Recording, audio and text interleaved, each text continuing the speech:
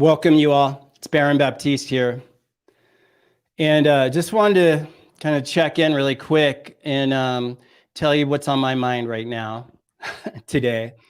And then what I want to do here on the YouTube, I invite you to subscribe, press the notifications. So when I do go live, you get notified, because I intend to start going live with more frequency. I'm going to start out with just some short shares, some short live streams, and short in length, and then ideally grow into hanging out with you all and spending more time here with you. What I want to talk about is, just in a nutshell, is, the world, there's so much uncertainty in the world, right? There's so much uncertainty. The world is in, and when I say the world, let me be specific. I'm speaking about people. People are troubled. So we could say the world is troubled, the world is in crisis, but let's get it down to where it lives. It, for us, is really people. People are depressed, people are anxious, people are stressed out, people are living with uncertainty and a level of stress, fear. The world is angry. People are angry. There's a lot of anger generally out in the world. And look, here's the problem. So yeah, those things are problematic, but here's the problem. Most people aren't aware. They're not aware, and they're not aware that they're not aware. People aren't present in their lives, and they're not present to not being present. Where does that fit for you? Because the way the world is going right now, if you're not present to the anger in yourself and the devastating effects that anger, resentment, bitterness has on yourself, when you're blaming, when you're complaining, when you're living with just a chip on your shoulder, or you're hiding, you're fearful of being canceled, of being attacked, of being yourself, of sharing your, honest opinions, or you're fearful of being authentic about, your own flaws or your own inauthenticities. Because if you were to be real, people will come after you. People on social media all the time are, just be yourself. Just put yourself out there. Be yourself. Yeah, in the current culture and the current social atmosphere, you be yourself, you really be yourself. Put your honest opinions out there, unfiltered.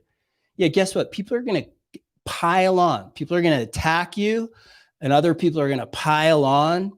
They're going to come after you. and you want to be aware of how important is it. So here's my point, and here's the crux of what I want to get to, because it's one thing to have the fear and the anger and all that. It's another thing to not be aware of it, right? And here's something that I want to get to. The point that I really want to land here is awareness of how important it is for you to have people like you, accept you, that you look good in people's eyes. How important that is. How much that drives your behavior. It drives your behavior to a point where you hide, you shut down, you suppress, and therefore end up depressed. Because you are so concerned with what people think about you, that people like you. Being out there in the world for, I don't know, if I look at the last 10, 15 years, what the number one question that I would get when I'm out there, leading trainings and programs or at conferences or public speaking, I can tell you the number one question, or questions that are oriented around this one thing, is how do you deal with criticism, or how do you deal with haters? How do you deal with people that are going after you? That's the fundamental, I could be leading some kind of leadership training, or, a train the yoga trainer training, or on different subjects, and it all, or, how to like be an entrepreneur, small business, thrive and flourish, prosper, as a small business leader, owner. Like, but then it always comes back to these questions. A fundamental concern for people is like what people think of them. And you think so much about what people think about you, or what they could think about you. They could dislike you. They could, and so you pre-think, you overthink before you speak, before you be yourself. And therefore you end up not being yourself. You end up being a canned version, a scripted version of yourself that is speculating, that is somewhat calculating of how people will perceive you, what you say, what you say or how you put yourself out there may land on people. And so you end up a version of yourself that's not yourself. And then you're left in the experience of having lost yourself. You end up being split within yourself, separated from yourself. And then in that space of separation from yourself rises up fear, resentment, anger. And then typically it defaults into it's somebody else's fault. They're to blame. They're to, and then it's easy to start when you see someone else getting attacked, whether on social media or wherever, if you're feeling split from yourself and you're angry and fearful within yourself, and you see someone being attacked who's got it pretty good, someone who's successful, someone who's doing good work in the world, someone who's, kind of bright and putting out some light in the world and making a contribution, doing good work in the world, you see them getting attacked. And because at some level you're attacked, I don't know if this is the right way of saying it, but I'll say it, you're attacking yourself. Because you're divided within yourself. It's an attack on yourself. In a way, it's a hatred of self. And then that hatred of self, when you see someone else getting hated on, you jump on that bandwagon. Even if you either pile on on the bandwagon in the comment sections, of Instagram or Twitter or wherever, or you get in the comments, or you get in those interactions, and you pile on, and somehow you get some kind of glee or some kind of fake joy out of that, and some kind of moral superiority. But if you do that, stop doing that, because all you're doing is undercutting your own confidence. All you're doing is further splintering yourself from a split to 1,000 splinters of yourself. No, nothing productive. It's counterproductive to engage with that kind of BS. But let me back up a little bit. It comes back to the question is the concern to have people like you, the concern to have, to be seen in a certain good light for all people. And you know what? If you're successful at all, if you're putting good work out into the world, you're not going to be perfect. I'm not perfect. No one's perfect. Especially those people that hate, they're just better at hiding their imperfections. They've probably got a much nastier track record than you or me, for that matter. And so the question is how to give up that concern, that fundamental concern that drives you, the fundamental concern of being liked, of looking good, not looking foolish, going along to getting along. You transform yourself into someone who you're not, to trying to go along with the groupthink. So what would it take? And this is what I want to leave you with. What will it take? What could it take to care less, to be free in yourself of what other people think? I had to give that up a long time ago. I kind of realized something, people don't throw rocks down. It's never successful people or people who are flourishing or prospering or just doing well in their life.